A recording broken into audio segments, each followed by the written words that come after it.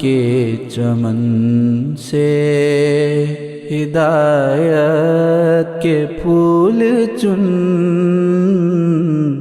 کچھ کام آئے گی نا یہ خالی ادھیڑ بن۔ اشہد ان لا الہ الا اللہ وحدہ لا شریک لہ واشہد ان محمدا عبدہ ورسولہ، اما بعد فاعوذ باللہ من الشیطان الرجیم، بسم اللہ الرحمن الرحیم۔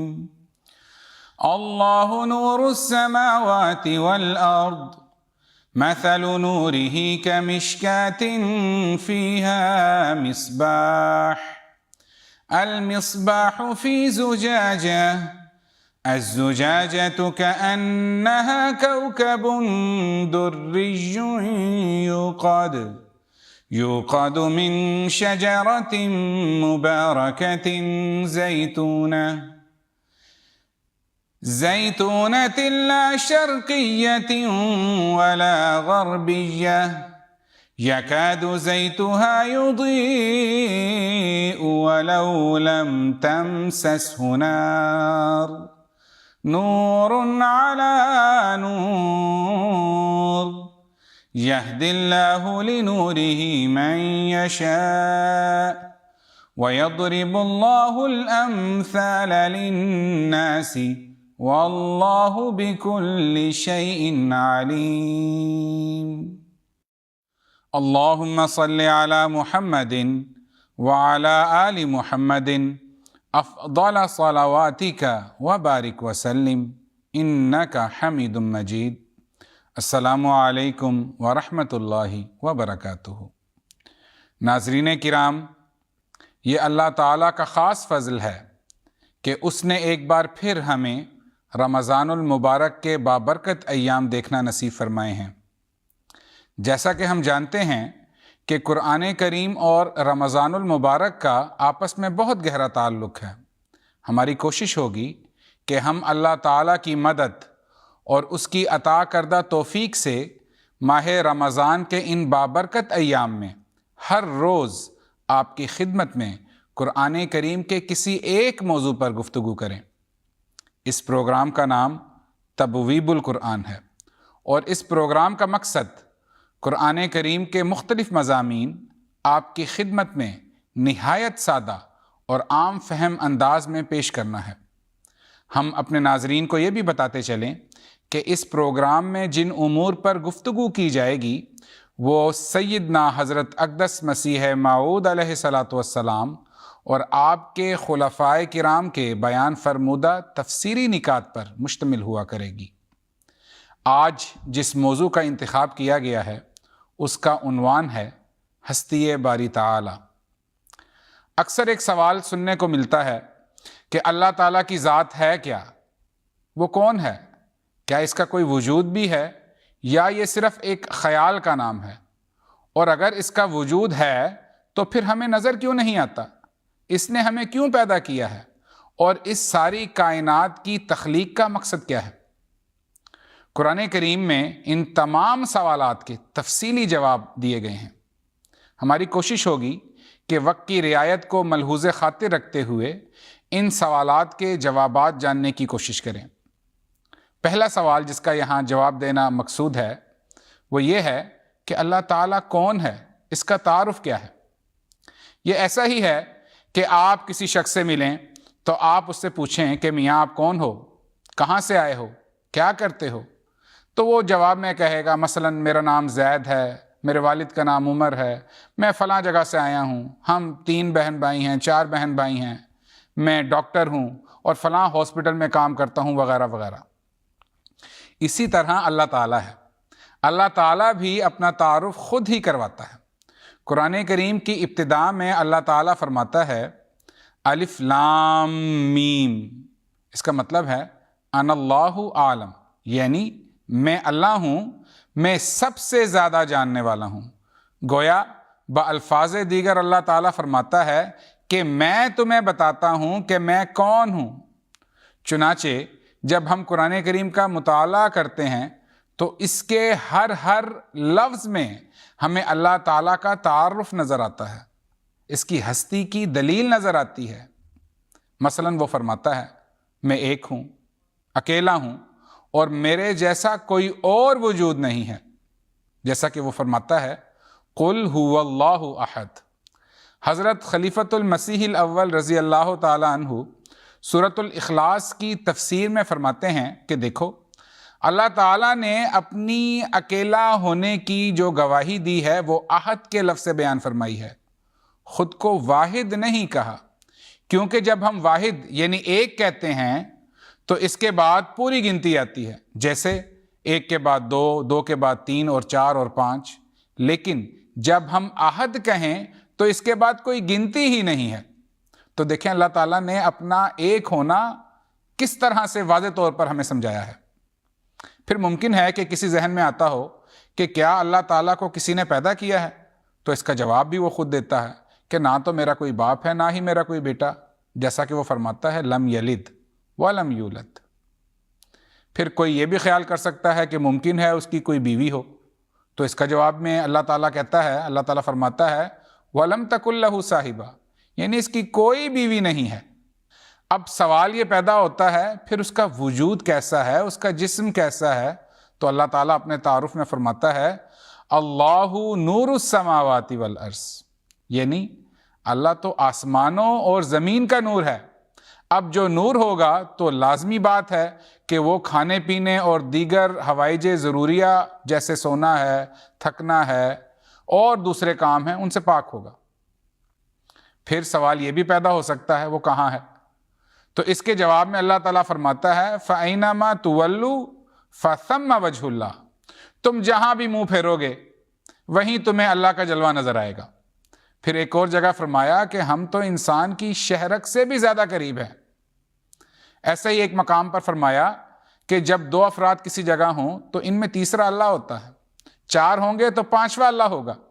گویا اللہ تعالیٰ ہر جگہ موجود ہے، خواہ وہ زمین کے اندر ہو یا پہاڑوں کی چوٹیاں یا سمندر کی گہرائیاں ہوں یا جنگل بیابان، ہر جگہ اللہ تعالیٰ کا وجود موجود ہے۔ اب کوئی کہہ سکتا ہے پھر وہ ہمیں نظر کیوں نہیں آتا؟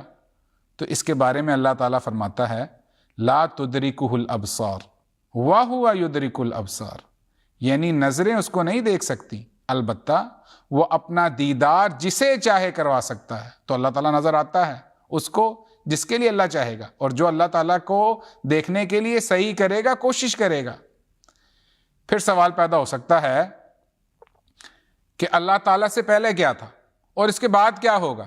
تو اس بارے میں وہ فرماتا ہے هو الاول والآخر والظاہر والباطن، یعنی میں وہ ہوں جو اول بھی ہے اور آخر بھی، ایسا ہی میں ظاہر بھی ہوں اور باطن یعنی پوشیدہ بھی، اور مجھے کبھی موت نہیں آ سکتی کیونکہ میں الحی الذی لا یموت ہوں، یعنی میں الحی ہوں جو ہمیشہ زندہ رہتا ہے، لا یموت جس کو کبھی فنا نہیں آئے گا، جو کبھی مر نہیں سکتا۔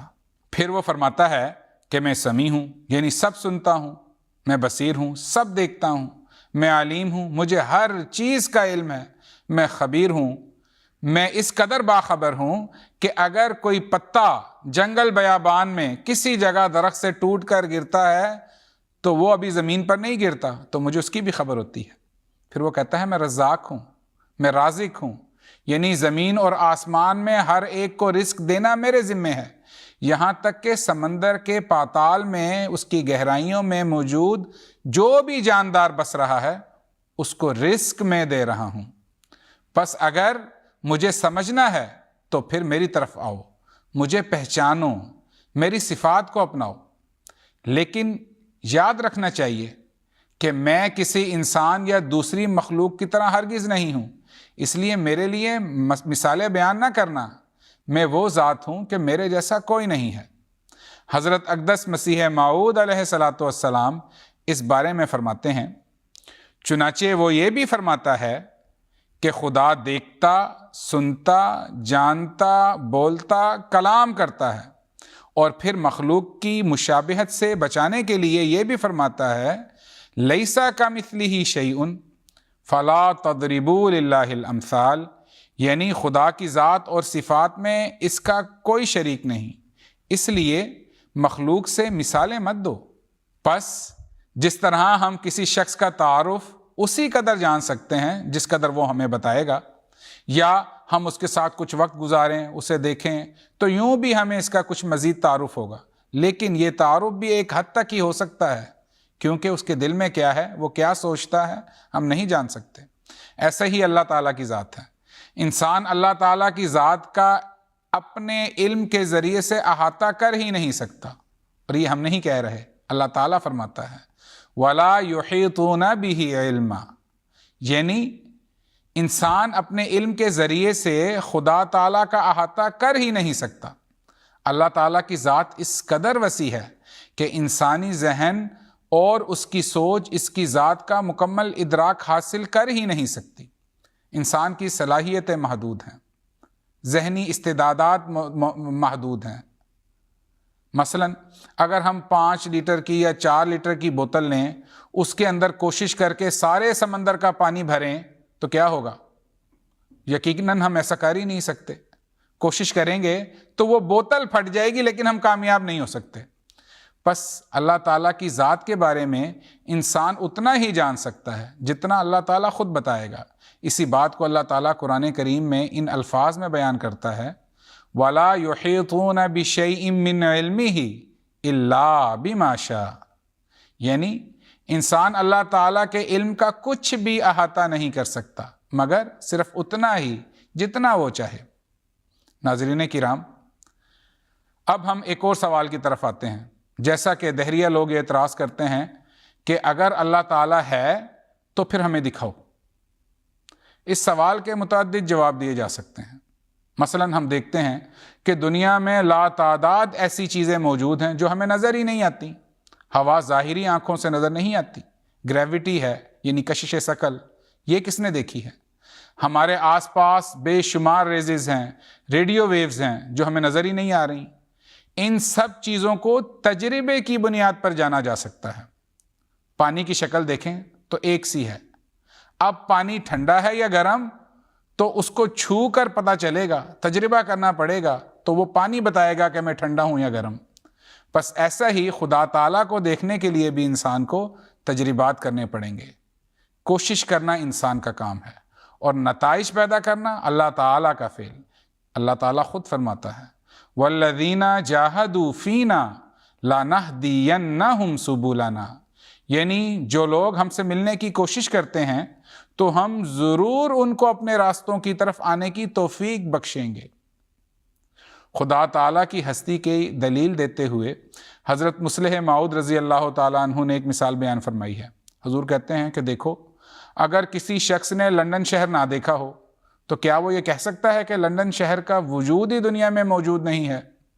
اس کا حل یہ ہے کہ وہ ان لوگوں سے پوچھے جو لندن شہر دیکھ کر آ چکے ہیں، وہاں کا موسم کیسا ہے، لوگوں کا لباس کیا ہے، وہاں کا تمدن کیا ہے، عمارتیں کیسی ہیں، اور دیگر باتیں جو اس شہر سے متعلق ہیں وہ ان لوگوں سے پوچھ سکتا ہے جنہوں نے یہ شہر دیکھا ہے۔ ایسا ہی اگر کسی نے اللہ تعالیٰ کا وجود سمجھنا ہے تو اسے ان لوگوں سے ملنا پڑے گا جو اللہ تعالیٰ سے مل چکے ہیں، اس کا دیدار کر چکے ہیں، اس سے ہم کلام ہو چکے ہیں۔ اللہ تعالیٰ ان کی دعائیں قبول کرتا چلا جاتا ہے۔ پس یہ وجود انبیاء کرام کا وجود ہے۔ اس کے بعد انبیاء کے صحابہ ہیں، اولیاء کرام ہیں، پھر دیگر متبعین ہیں جو اپنی بساط کے مطابق اللہ تعالیٰ کے وجود پر شاہد ہیں، گواہ ہیں۔ آج اگر کسی نے یہ وجود دیکھنا ہے تو ہم بلا تردد کہیں گے کہ ہمارے پیارے امام حضرت خلیفۃ المسیح ایدہ اللہ تعالیٰ بنصرہ العزیز کا دیدار کر لو، ان کی خدمت میں دعا کی عرض کرو، ان کی صحبت میں رہو، تمہیں اللہ تعالیٰ نظر آنا شروع ہو جائے گا۔ یہی اللہ تعالیٰ کا حکم ہے۔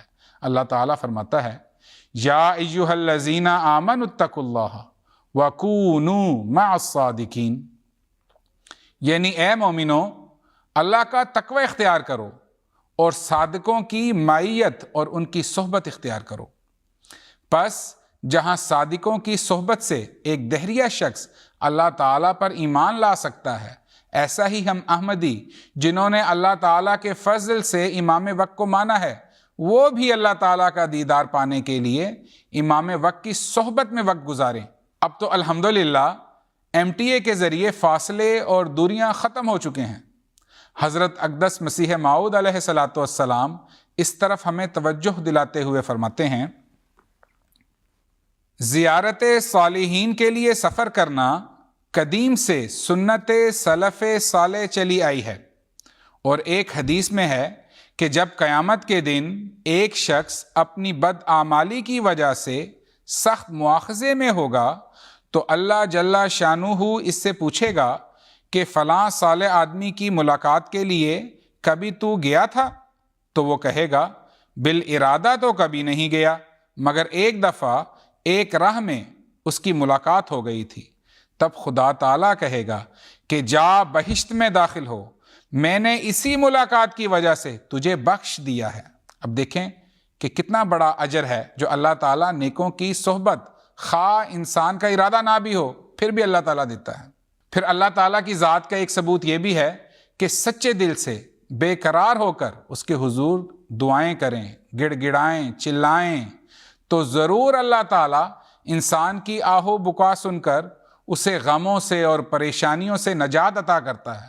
اللہ تعالیٰ فرماتا ہے امن یجیب المضطر اذا دعاہ ویکشف السوء، پس بتاؤ کہ وہ کون ہے جو بے قرار کی دعاؤں کو سنتا ہے اور اس کی تکلیف کو دور کر دیتا ہے۔ پس اگر کسی کو اللہ تعالیٰ کی ہستی کی دلیل چاہیے تو ایک تجربہ اسے یہ بھی کرنا ہوگا کہ دعاؤں کے ذریعے سے اللہ تعالیٰ کو تلاش کرے۔ یہاں وقت کی مناسبت سے آپ ناظرین کے سامنے قبولیت دعا کا ایک واقعہ ازدیاد ایمان کی خاطر پیش کروں گا۔ حضرت مولانا نذیر احمد مبشر صاحب، جنہیں ایک لمبا عرصہ غانا میں بطور مبلغ سلسلہ خدمت کی توفیق ملی، ان کی قبولیت دعا کا ایک واقعہ ہے۔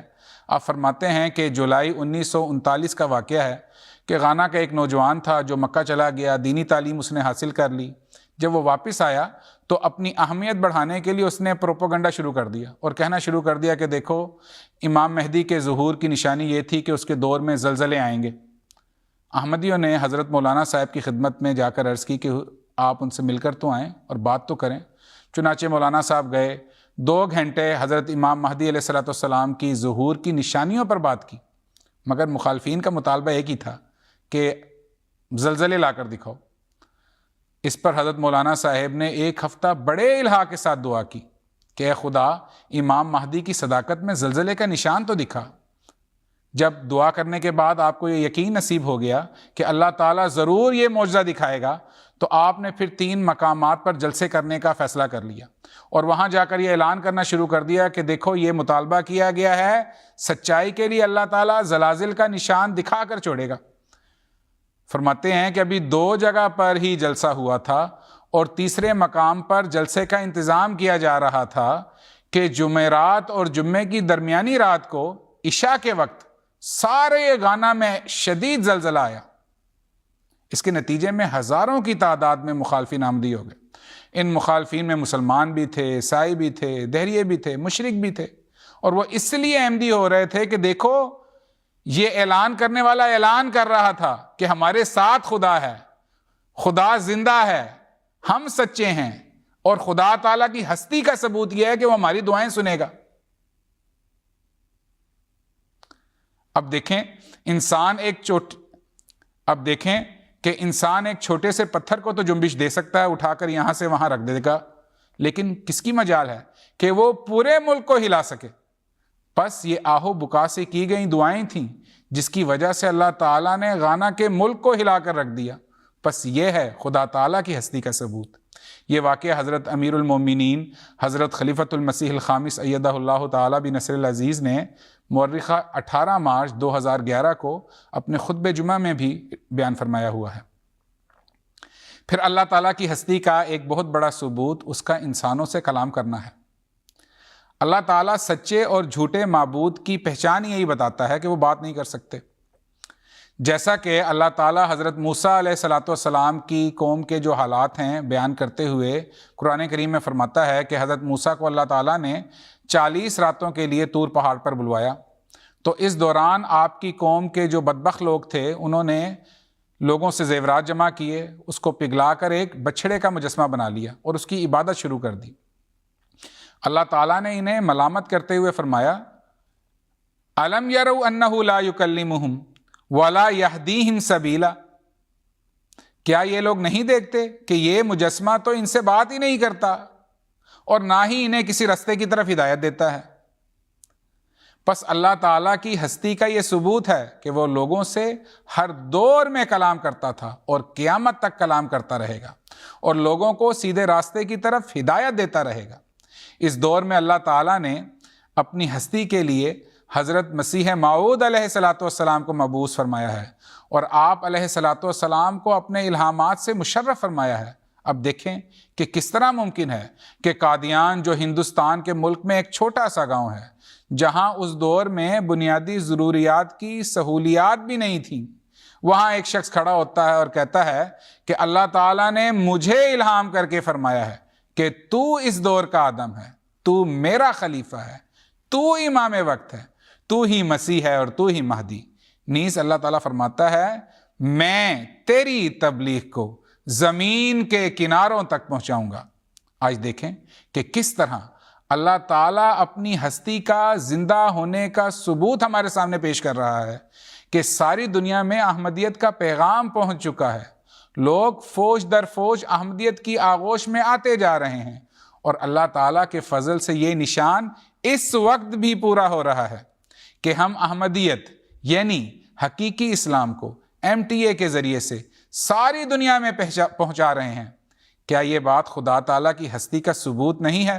پھر اللہ تعالیٰ کی ہستی کا ایک بڑا ثبوت اس کی بیان کردہ پیش گوئیوں کا پورا ہونا بھی ہے، اور یہ پیش گوئیاں ہر دور میں پوری ہو رہی ہیں۔ حضور صلی اللہ علیہ وآلہ وسلم اور آپ صلی اللہ علیہ وآلہ وسلم کے صحابہ مکہ سے جس بے سر و سامانی کے حال میں ہجرت کر گئے تھے، کون گمان کر سکتا تھا کہ ایک روز یہ لوگ اسی شہر میں فاتح بن کر لوٹیں گے۔ اللہ تعالیٰ قرآن کریم میں فرماتا ہے ان الذی فرض علیک القرآن لرادک الی معاد، یقیناً وہ ہستی جس نے تجھ پر قرآن فرض کیا ہے وہ تجھے ضرور بار بار لوٹ کر آنے کی جگہ یعنی مکہ کی طرف واپس لے آئے گا۔ یہ آیت مکی دور کی ہے۔ اب دیکھیں کہ لرادک الی معاد کے اندر کتنی پیش گوئیاں ہیں۔ سب سے پہلے یہ کہ حضور صلی اللہ علیہ وسلم مکے میں ہیں، مکہ کے جو کفار ہیں وہ وسلم کو اور صحابہ کو وہاں سے نکال دیں گے، پہلی تو یہ پیش گوئی ہے۔ پھر اس کے بعد اسلام ترقی کرے گا، مضبوط ہوگا، پھیلے گا، نتیجہ یہ ہوگا مخالفت بڑھے گی، جنگیں ہوں گی، اور پھر تیرے دشمن یعنی مکہ والے کمزور ہو جائیں گے ان جنگوں کی وجہ سے، شکستوں کی وجہ سے، اور پھر اللہ تعالیٰ حضور صلی اللہ علیہ وآلہ وسلم کو مکہ میں فاتح بنا کر لے آئے گا۔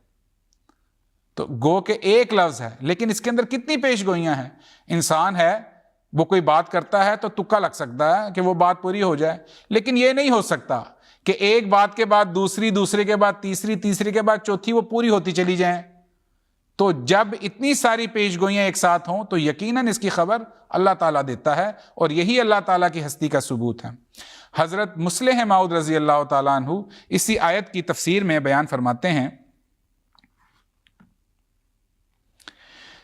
اس میں فتح مکہ کی طرف اشارہ ہے جس کی طرف محمد رسول اللہ صلی اللہ علیہ وآلہ وسلم کو واپس لانے کی پیشگوئی کی گئی ہے، اور قرآن کے فرض کرنے سے یہ بتایا گیا ہے کہ اگر محمد رسول اللہ صلی اللہ علیہ وآلہ وسلم مکہ کی طرف لوٹ کر واپس نہ آئے تو یہ قرآن کی سچائی پر ایک حرف ہوگا، کیونکہ اللہ تعالیٰ نے یہ وعدہ قرآنی شریعت کے ذکر کے ساتھ اپنی قسم کھا کر کیا ہے، اور اللہ تعالیٰ کے فضل سے پورا ہو کر رہے گا۔ اسی طرح قرآن کریم میں بے شمار پیش گوئیاں ہیں، ان میں آخری دور کی ایجادات کی پیش گوئیاں، حضرت اقدس مسیح موعود علیہ الصلاۃ والسلام کی آمد کی پیش گوئیاں، اور ان سب کا پورا ہونا بھی اللہ تعالیٰ کی ہستی کا بین ثبوت ہے۔ اسی طرح اس دور میں حضرت مسیح موعود علیہ الصلاۃ والسلام کے بعد قدرت ثانیہ یعنی خلافت کے ظہور کی پیشگوئی بھی اللہ تعالیٰ کی ہستی کا ایک زندہ نشان ہے۔ آج خلافت کے ذریعے اللہ تعالیٰ اپنے نور سے ساری دنیا کو منور کر رہا ہے، اور انشاءاللہ العزیز تا قیامت یہ سلسلہ جاری رہے گا۔ اسی طرح اللہ تعالیٰ کا اپنے انبیاء کرام کو مبعوث کرنا اور پھر ان کی تائیدات میں معجزات ظاہر کرنا بھی اللہ تعالیٰ کی ہستی کا منہ بولتا ثبوت ہے۔ وقت کی رعایت کے ساتھ چند ایک معجزات کا اختصار کے ساتھ یہاں بیان کرنا ضروری سمجھتا ہوں۔ مثلا اللہ تعالیٰ فرماتا ہے کہ قرآن کریم سب سے بڑا معجزہ ہے جس کی نظیر انسان پیش کرنے سے عاجز ہے، اور یہ چیلنج قیامت تک اللہ تعالیٰ نے منکرین کے سامنے رکھا ہے۔ اللہ تعالیٰ فرماتا ہے فَأْتُوا بِصُورَةٍ مِّن مِّثْلِهِ، یعنی اے میرے وجود کے منکروں، اگر تم سچے ہو تو قرآن کریم کی ایک صورت ہی بنا لاؤ۔ پس دیکھیں کہ آج 1400 سال گزر چکے ہیں، لیکن 114 صورتیں تو کیا کسی کو ایک صورت بنانے کی بھی جرت نہیں ہوئی۔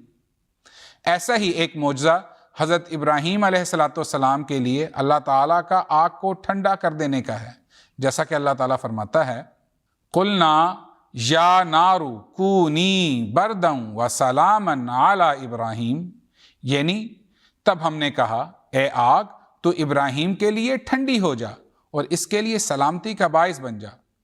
پھر شق القمر کا بھی معجزہ ہے۔ اللہ تعالیٰ فرماتا ہے اقتربت الساعۃ وانشق القمر، یعنی موعودہ ساعت قریب آ چکی ہے اور چاند پھٹ گیا ہے۔ اس بات میں تو کوئی شک نہیں کہ یہ معجزہ رونما ہوا، اسے صحابہ نے بھی دیکھا، اور حضور صلی اللہ علیہ وسلم کے جو مخالفین یعنی کفار تھے انہوں نے بھی دیکھا۔ تبھی اس سے اگلی آیت میں یہ ذکر ہے وَإِن يَرَوْا آیَةً يُعْرِضُوا وَيَقُولُوا سِحْرٌ مُسْتَمِرٌ، یعنی اور اگر یہ کفار کوئی نشان دیکھیں تو منہ پھیر لیتے ہیں اور کہتے ہیں یہ تو ہمیشہ کی طرح کیا جانے والا کوئی جادو ہی ہے۔ پس کفار نے اس معجزے کو دیکھا اور اس کے گواہ بنے۔ حضرت مصلح موعود رضی اللہ تعالی عنہ نے شق القمر کے معجزے کی ایک تعویل یہ بیان کی ہے کہ یہ ایک کشفی نظارہ تھا۔ بہرحال اس میں تو کوئی شک نہیں کہ ہمارا خدا بے شمار قدرتوں کا مالک ہے، فعال لما یرید ہے، جو چاہتا ہے کرتا ہے۔ بس ہمیں چاہیے کہ اللہ تعالیٰ کی قدرتوں کے ذریعے سے اس کو پہچانیں اور اس پر سچے دل کے ساتھ ایمان لائیں۔ ناظرین کرام، اب ہم یہاں ایک اور سوال کا جواب دیں گے، اور وہ یہ ہے کہ آخر اللہ تعالیٰ نے یہ سارا کارخانہ قدرت پیدا ہی کیوں کیا؟ اس کا جواب ایک حدیث میں ہے، اور یہ حدیث قدسی ہے۔ حدیث قدسی وہ حدیث ہوتی ہے جس کے الفاظ اللہ تعالیٰ حضور صلی اللہ علیہ وآلہ وسلم کو خود بتائے۔ اس حدیث میں اللہ تعالیٰ فرماتا ہے کنتو کنزن مخفیًا فاردت ان اعرف فخلقت آدم، یعنی میں ایک مخفی خزانہ تھا، میں نے ارادہ کیا کہ میں پہچانا جاؤں، پس میں نے آدم کو تخلیق کیا اور اسے اپنا خلیفہ بنایا اور اسے اپنی صفات عطا کی۔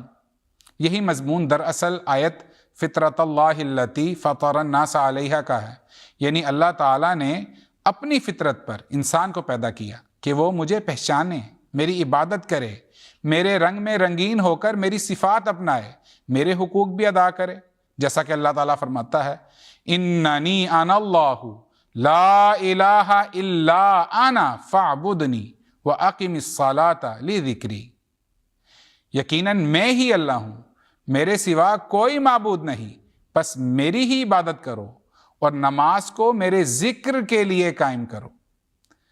پھر جب انسان عبادت کے ذریعے خدا تعالیٰ کی صفات کو اپنا کر اس کے رنگ میں رنگین ہو جاتا ہے تو پھر اللہ تعالیٰ جس طرح کسی پر ظلم نہیں کرتا، کسی کی حق تلفی نہیں کرتا، تو بالکل اسی طرح انسان بھی دیگر مخلوقات کے حقوق ادا کرتا ہے اور اس تعلق میں ترقی کرتا چلا جاتا ہے، جیسا کہ اللہ تعالیٰ فرماتا ہے ان اللہ یأمر بالعدل والاحسان وایتاء ذی القربی، یعنی اللہ تعالیٰ انسانوں کو 3 باتوں کا حکم دیتا ہے۔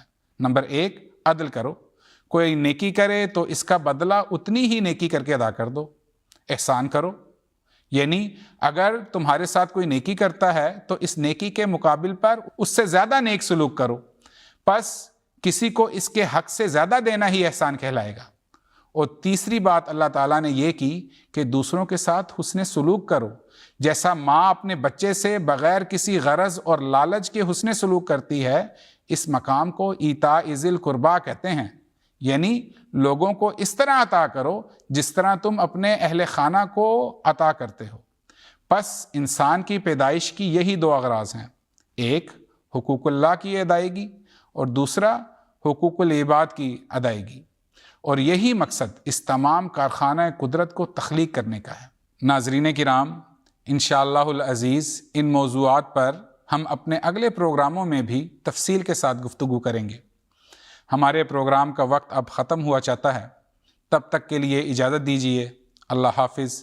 السلام علیکم ورحمۃ اللہ وبرکاتہ۔ قرآن کے چمن سے ہدایت کے پھول چن، کچھ کام آئے گی نا یہ خالی ادھیڑ